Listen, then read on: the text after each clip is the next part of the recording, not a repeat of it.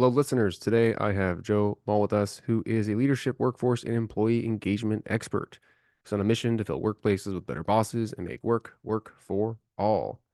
He's author of 3 books, including No More Team Drama and his latest, Employalty: How to Ignite Commitment and Keep Top Talent. He's also the founder of the BossBetter Leadership Academy and hosts the popular Boss Better Now podcast. Joe is an incredible expert in the realms of leadership and talent development, and I am really excited to bring his perspectives and his wisdom to you. So I hope you enjoy this episode as much as I did. What does it truly mean to be a leader? Welcome to The Executive, a podcast that highlights the career journeys, struggles, successes, and day-to-day experiences of leaders. I'm your host, Dr. Benjamin Ritter, bringing over 10 years of experience as a leadership and career coach, L&D consultant, and healthcare executive. My mission is to guide leaders towards creating a career they can love. Thank you for listening. Now let's hear from the executive. Joe, I have so many burning questions for you around employee satisfaction, motivation, leadership development, and I'm really excited to be featuring your work on this show because it is honestly, I think, one of the probably best books on these topics that I've read ever. And I can't wait to bring your thoughts to the world. Oh, Ben, thank you for that, man. And I'm really honored to be with you. Thank you for the invitation and really what a lovely thing to say about the book. Thank you. Yeah. So I have to know, where did the desire to dive into this field overall come from? Hmm. I had spent a number of years in a training and development role in human resources, eventually became the head of learning and development for a large healthcare system on the East Coast. And um, what had really fallen in love with helping leaders, especially frontline and mid-level leaders early on in my career, acquire the insights and the skills to help them create environments, create workplaces, create teams where people could thrive. And just sort of found myself nerding out on a lot of the social science research around employee engagement and what sparks commitment at work and trying to translate that for people who are the boots on the ground leaders. And it really just grew from there. Mm-hmm. And so you also host the Boss Better Now podcast, and it seems to be that bosses need to be better, or I mean, tell me more. Where can we make some big differences in employee engagement, motivation, and such? Yeah, well, we have really all the research in the world that tells us that an employee's direct supervisor is the single most influential factor in their employee experience. And they play a significant role in the emotional and psychological commitment that employees have in the workplace. We have seen this for decades. And so the Boss Better Now podcast is really about helping leaders understand the conditions at work that lead employees to thrive. And how do I, as a leader, create those conditions? We know that motivation isn't something that you do to someone; it's something that people experience when the conditions are right. And so, I have a lot of fun translating a lot of that social science research, right? And we know nowadays that leaders at any level need to do a lot of things in order to create the circumstances at work that lead people to be at their best every day. And, Mm-hmm. sometimes those conversations can be really broad, where we talk about how, the impact of quality of life, for example, right now is a huge part of decision making around whether I want to stay with my employer and whether I feel activated at work to give it all I've got. And sometimes those conversations are really granular, going down to the level of, um, teaching people how to do stay interviews and set goals and how to respond to people feeling burned out, for example, giving folks the right questions to ask. I mean, I've done workshops and webinars and keynotes where sometimes we're literally giving leaders scripts for certain questions to ask or turns of phrase to infuse into the interactions that they're having with people, because that's what those leaders need in that moment to be successful. So it really runs the gamut. Mm-hmm.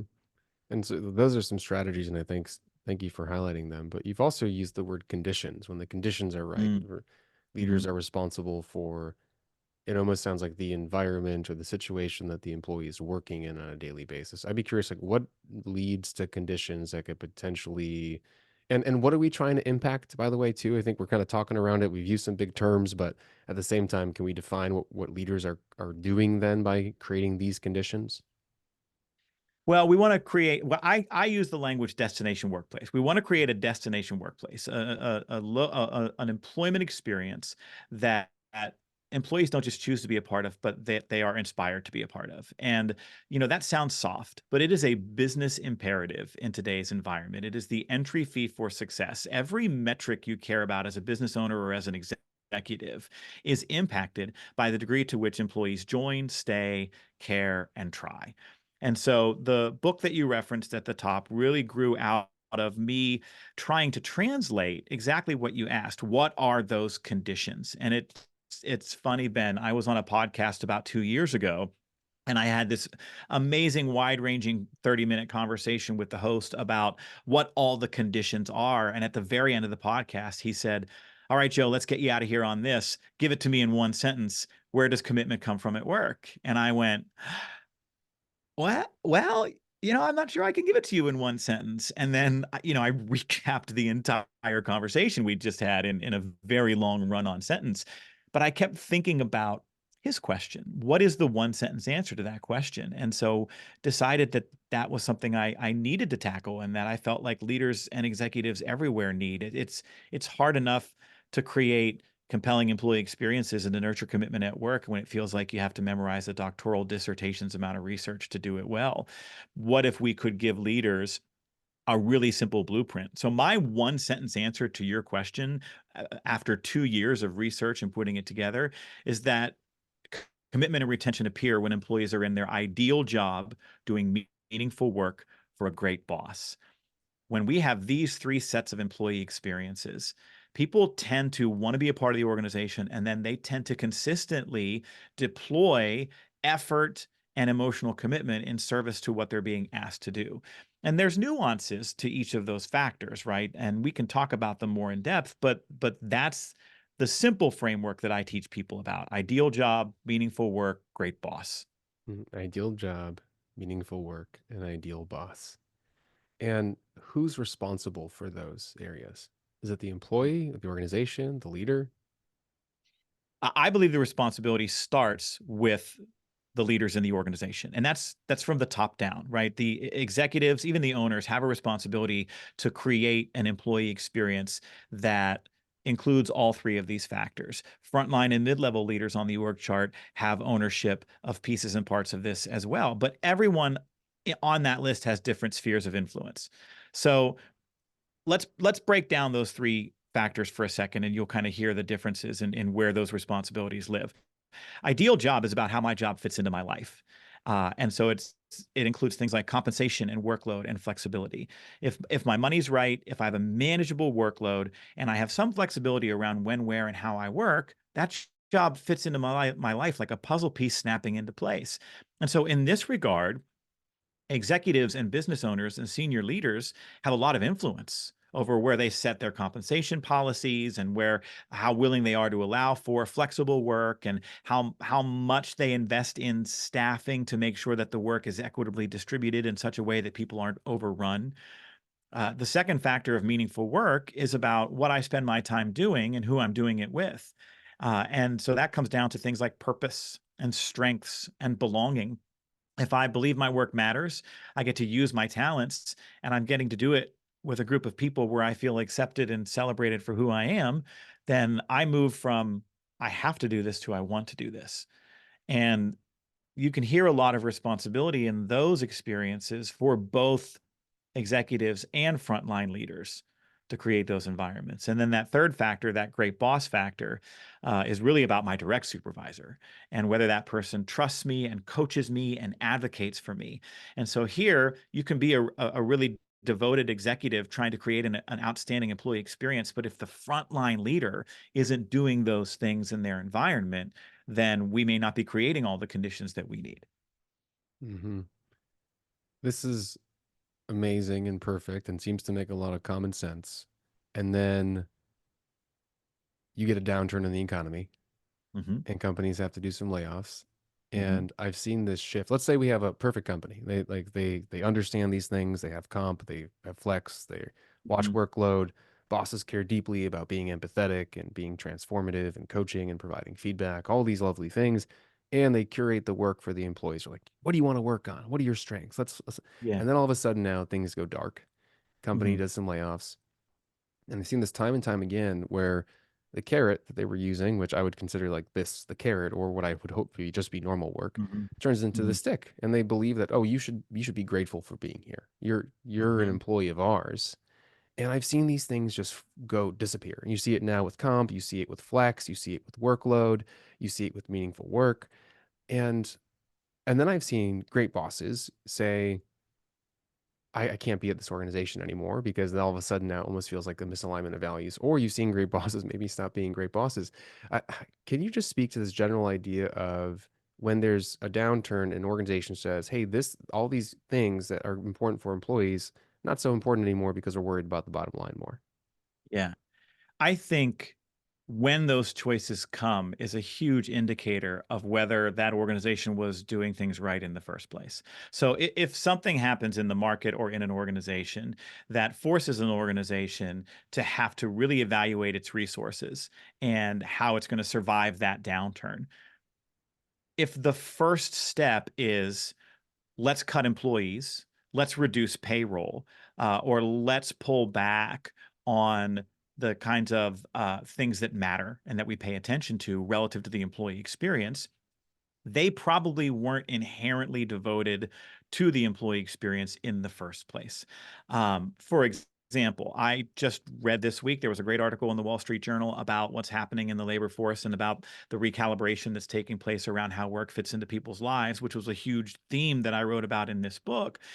And they cited a couple of companies that have incredible retention rates and employee engagement scores who experienced a downturn, but who did not lay off staff, who made other choices around how to survive it. We've seen organizations who, in order to retain staff, have said, well, we need to think about what our profit is at the top level for our private equity stakeholders. We need to look at what executive salaries are rather than ask the folks at the lowest end of the org chart to suffer the choices and the difficulties that we're facing now. The factors that I just listed to you a few minutes ago, Ben, of ideal job, meaningful work, and great boss, I would argue that we're living in a moment where it is not simply enough to go out and try to engineer those as employee experiences. In order to thrive as a company of any kind in this new age of work in a post COVID world, I believe that executives have to come to believe that the absence of those experiences is inhumane. If you come to believe that the absence of employees getting adequate to generous compensation, a manageable workload, some flexibility, that if employees don't believe they have purpose, they don't experience belonging, if they don't have a great boss who coaches them, who trusts them, who advocates for them, that is a violation of our humanity. One of the reasons that so many employees don't give it all they've got at work is because work for them is entirely transactional. But if we can change the nature of the employee-employer relationship, if the employer says, I want a transformational relationship. So instead of just treating employees as a commodity to be leveraged, I'm going to create a humane employee experience that treats people as people who have lives and needs and wants and goals outside of work. And I'm going to try to create an employee experience that, yes, it asks them to work hard, but it doesn't require that work is so hard all of the time, the way that it has been for decades. You end up getting a return on that investment. So we could go off and I've been talking for a while. I apologize. We could go off and do a whole conversation about the hidden costs of turnover, the hidden costs of a disengaged workforce. And if I'm running an organization and I'm starting to see financial challenges ahead, I also know that those can be overcome by a workforce who is operating at the highest level of commitment.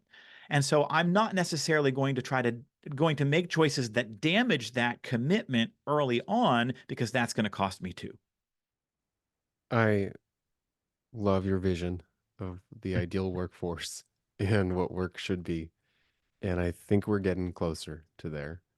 Mm, Uh, and I think there's some work to do, but there are some Mhm. leaders that are hungry for what you're saying and that want to become great bosses, that want to create meaningful work for their employees. If I'm a leader right now and I feel the pressure from above to, I have to make cuts, I have to cut comp, I have to tell everyone they have to come back to the office, Mhm. and I have to get certain work done. So it doesn't really matter how meaningful it is for the people that I'm leading right now. And these are the things that we have to do. How can a leader in an environment that seems to be more stressful, more uh, have have more demands, create an environment that still motivates and engages and hits on some of these categories? Well, let's separate out cuts, like staffing cuts or pay cuts with everything else that you just said, because Hmm. there's such a stark difference between that. So if if a leader is being asked to meet certain goals in the workplace, maybe those are goals relative to productivity or goals relative to customer experience, for example, um, then ideal job, meaningful work, great boss is the answer. It is the path for asking people to find a higher gear if that's what's called for. Um, and inherent in that blueprint of ideal job, meaningful work, great boss is recognizing the humanity of each and every person on your team. So let me put that in a much more sort of granular kind of way. You brought up the example of return to work, return to office work. One of the biggest mistakes that employers have been making in recent years is mandating return to office instead of co-creating return to office. Um, 100%. There are some things that we get by being in person together, for example, that we don't get in remote environments. We know that there's a connection crisis taking place in workplaces that are entirely remote. We know that as people spend more time in remote environments, they feel less connected to their colleagues. We know that we see it dips in innovation and creativity when people can't gather together. So employers of every size and shape have every right to want to have their people gathering together in person. But the mistake that they make is then they turn around and mandate it. And they say, here's what you have to do. Here's the requirement. And here again, we're treating people like a commodity to be leveraged, like robots to be programmed. Whereas if we co create it together, we're going to end up creating an environment that people want to be a part of. We're going to not damage morale, and we're going to end up being able to still have some boundaries while having some buy in. So if I sit down with my team and say, hey, listen, um, corporate office is insisting that we come up with a return to the office plan, but they want you to have a voice in that. And so they're asking us to co-create it together. So we know that we want to have these kinds of experiences in person. Let's put our heads together. Let's start coming up with a way to do this that we would pilot together and that we can learn from together. And the reason that that works in such a powerful way is because at a fundamental level, people want to have influence over where they work, how they work, over some aspect of their lives. And so, whatever the goals are or the changes are in the question that you just asked me, Ben, inviting people to contribute to the solution is a part of activating them even when it's hard. And the same Hmm. is true for pay cuts and staffing cuts. We see organizations every day who are doing layoffs over Zoom en masse. They're making announcements from a stage that we're going to be cutting our workforce.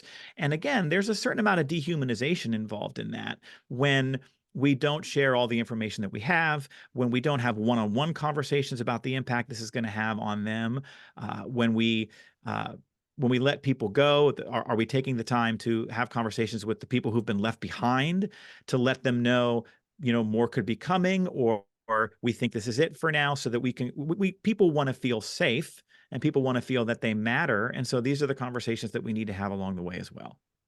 Yeah, and what I'm hearing in this as well, what I'm hearing overall is that leaders need to advocate for this environment to their leaders.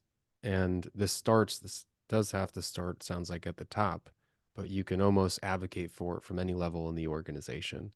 That if the return to work policy gets, you hear that it's getting created, then how do the leaders then raise their voice and say, we need to engage everyone in this organization to make this happen, or provide the resources and support to make sure we can roll this out in a way that does motivate and engage the people that are here?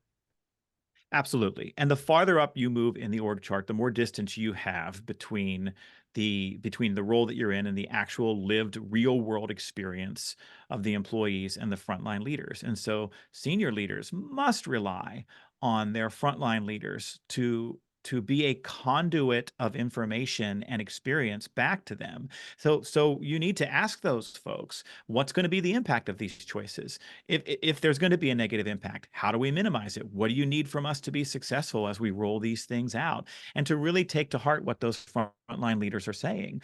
At the same time, we need frontline leaders to also be open to what our senior leaders in organizations are saying are necessary when it comes to the bottom line sometimes, or what can be done in the current work environment. And those folks need to co-create these things together. Mm-hmm. Okay, I'm gonna pause on this aspect of this conversation because we have a lot Mhm. of great bosses listening to this show, and we have a lot of people that want to be great bosses.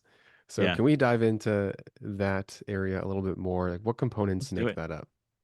Yeah. So in the book, we define a great boss as someone who trusts, coaches, and advocates. And everybody listening to this knows that there are dozens and dozens of things they need to do well and get right in order for someone to point to them and say, "Man, I've got a great boss."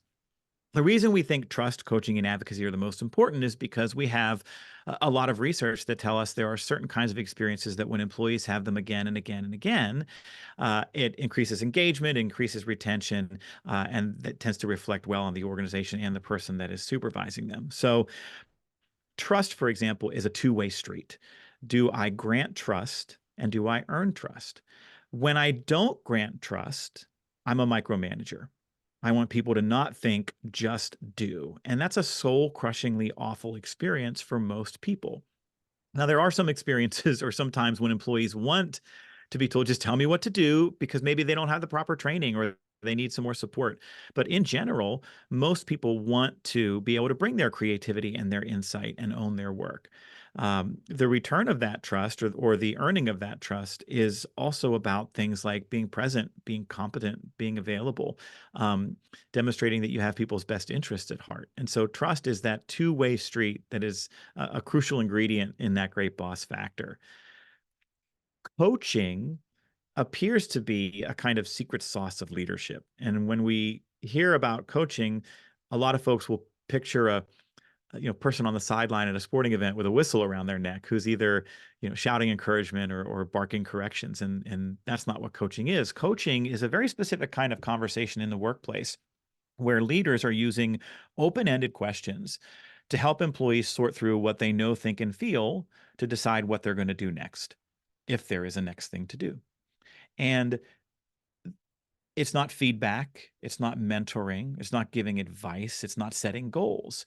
It's very specifically this kind of interaction where you treat the employee as an expert and you mine them for their creativity and their insight. And this creates so many crucial ingredients for commitment and for retention.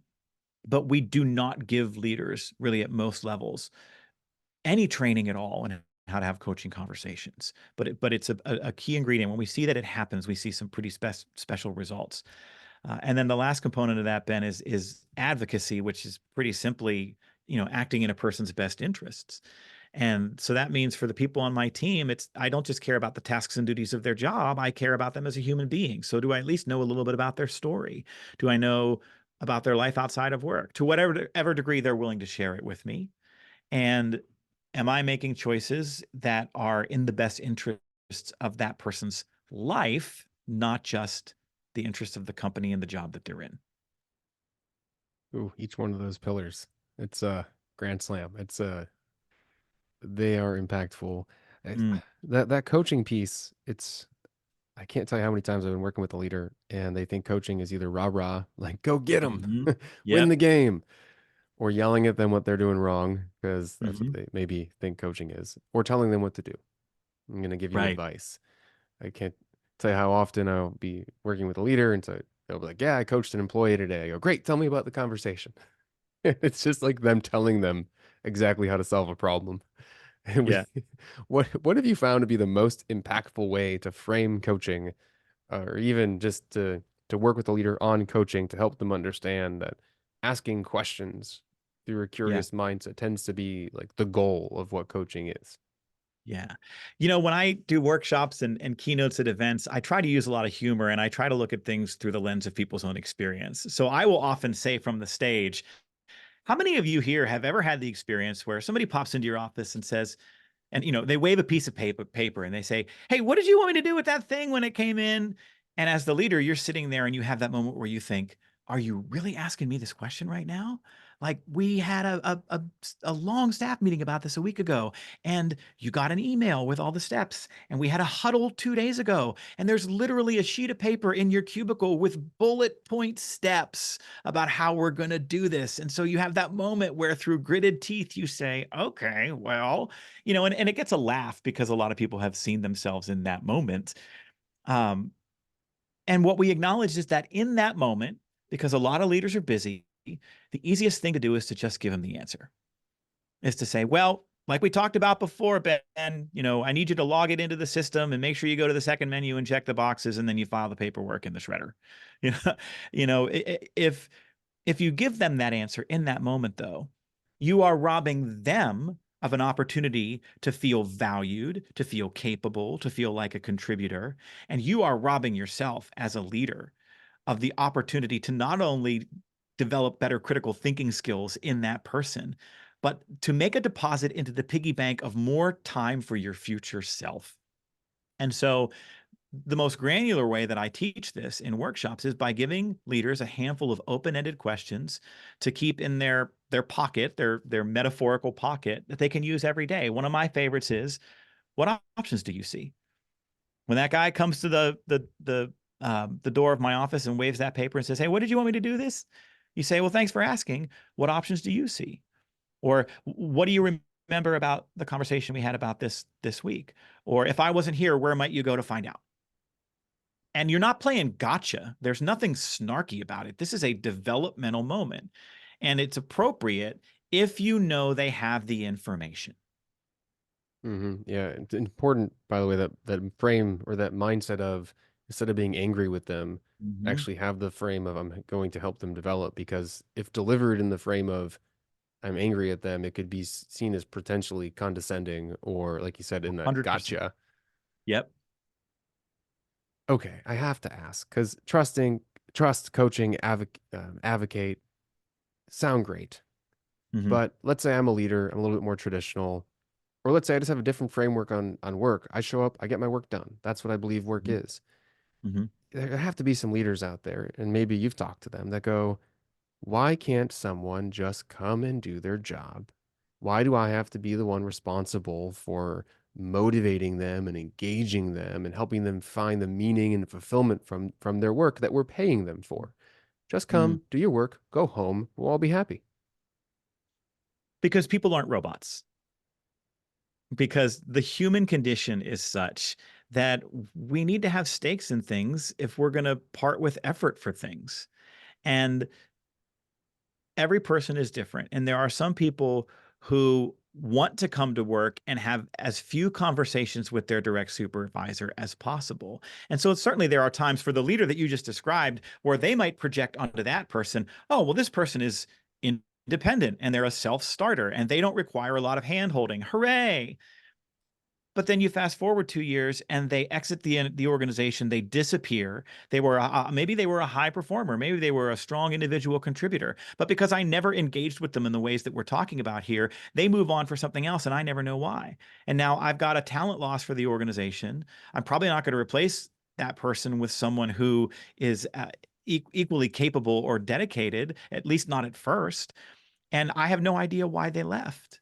And so even if I do have folks who show up in the way that you just described and don't require it is sort of hand-holding, um, I am making an investment in creating the kind of environment that not only will they be most successful in, but they're going to want to stay in for a long time. The other side of that, though, is people want to believe that they matter. And people are going to know that they matter by by their leaders just taking a little bit of time to get to know them, and invest in them. And this does not need to be the full part of our jobs. It's amazing the return on investment we can get with just a few minutes of time. One exercise that I do in a lot of workshops, Ben, is I will ask leaders, how many of you do recurring one-on-one meetings with your direct reports? And most of the time, about half the room raises their hands. And now, depending on the industry or the environment, how often those recurring one-on-ones take place is different. So if I'm working in a professional services environment and I'm leading a team of project managers, we might need to do this weekly. But in other environments, we might need to do this once a quarter. But here's what's interesting. I will take the people in the room and I will kind of get the average of what the one-on-one recurring frequency is. And I will have them, we'll do the math where we take 2080 hours a year, right? 2,080 hours a year, which is the standard, the 40-hour work week. A lot of leaders work more than that. But let's just play with 2080. And I'll say, let's calculate how many total hours in a year you would spend on a recurring one-on-one when you divide it into 2080. And what typically comes back is that the right amount is between 1% and 3% of our time in a given year.